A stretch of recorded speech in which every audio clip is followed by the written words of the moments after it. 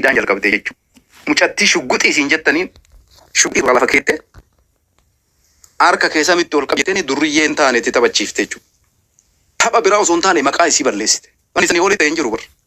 Dhaqaa wajjin nyaatan dannasan bakka cafaran waan salphaatti fakkaata. Intalli shamaraa takka akkatti jalqabuma dhiira wajjin caffarti laite. Maal jechuu? Qawsiin isin uummata faayidaa hin qabne kolkoloota rabbii kiyya kakadde nama Oromoo hin jedhu kaniin keessa nama sammuun isaa haga harree yaadne jira Oromoo keessa. Namuma sammuun isaa haga harree nama yaaddii miti. Nama sammuun haga harree yaadne jira. Intala shamaraatiin taphachuu eenyutu si ayyame abboo? Eenyutu ayyama si intala shamaraatiin taphachuu ayyama eenyu argatte?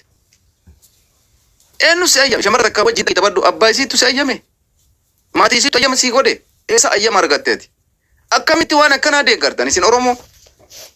Muruma si faranjiin waan akkasiin gootu faranjiin sitti maan faranjiin maan waan akkanaa hin gootu bar.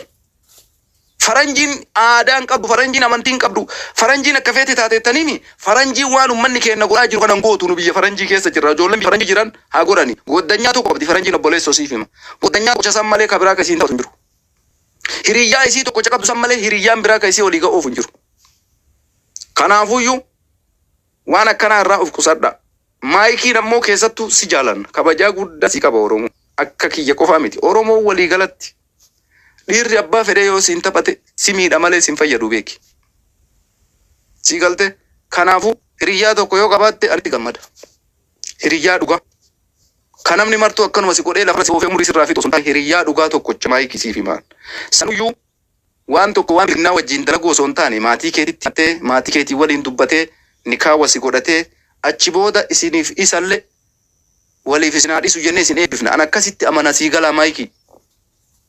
Ani sima kana si gorsa. Isii kana si gorsa malee waan biraa sin gorsu abbaan fedhe natti aaru abbaan fedhe haadhisu. Dheengadda gaafa ashitti irratti illee dubbadhe kanuma dubbadhe. Namni shamara takkaan fuune shamaraan hin taphatu. Maayikiin irra ija kee.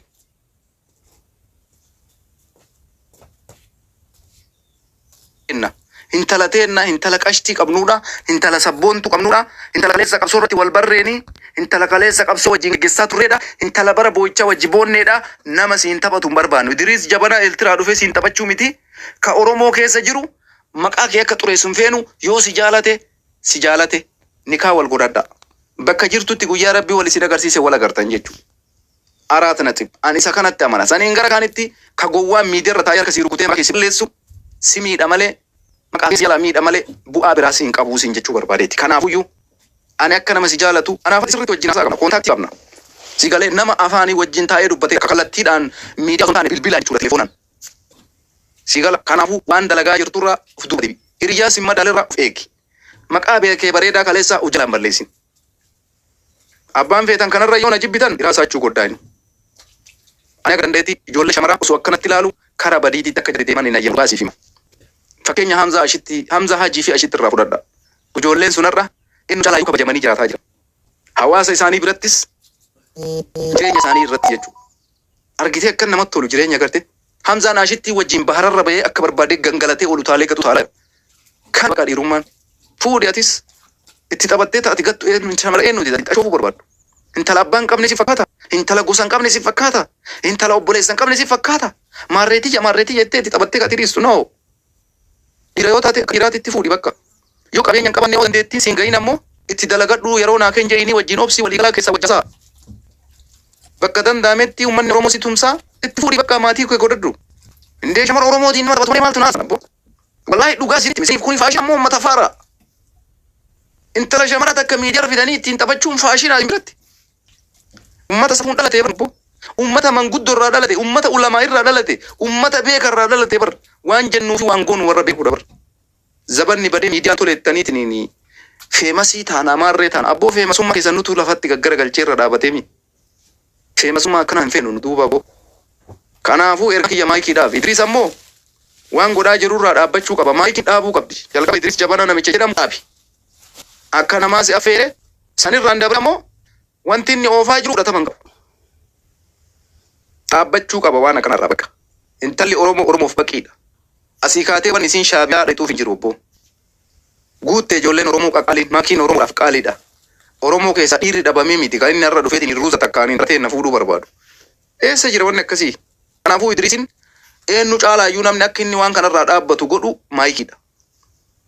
Gara laafummaan kee maqaa kee bareedaa san si jalaa balleessaa jira jechuudha. Kanaafuu Idriisiin akka nama tokko geemirra wajjin taphna waan biraa waliin hin qabnu affeerte dogoggorri dalagame uummanni gara faallatti nu harkaa fudhate amma booda waan akkanaa nasa'iin irraa dhaabbadhu jeeyin.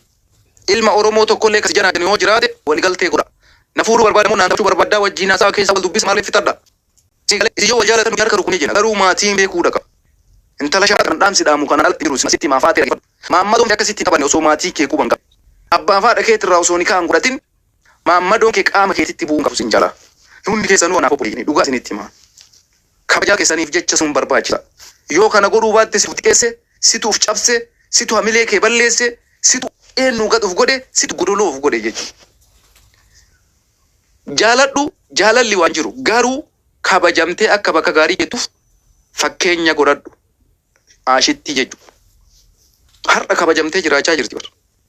Si galtee abbo akkasi wanni isin irraa barbaannu sani malee nama hin taane ka yeroodhaaf jecha sadaqaadhaaf waan nyaatee edana buluuf jecha waan hin taane miidirra dalagu jalan deemina. Ijoolleen shamarranii isin ammoo dalagachaa jirtan akka gaarii dalagatanii ta'in maatii keessanis namoota hundaayyuu biyya keessattis akka isin qarqaaraa jirtan bareechinee isin beeknaa jechuudha. Kanaafuu namni tokko jaaladhe isin jedhu utaalteetuma ijaazaa hin bu'iniif.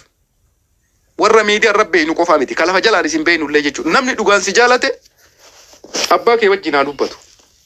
Ni kaase haa godhatu. Bakka achi booda waan barbaade si haa godhu mirga qaba jechuudha.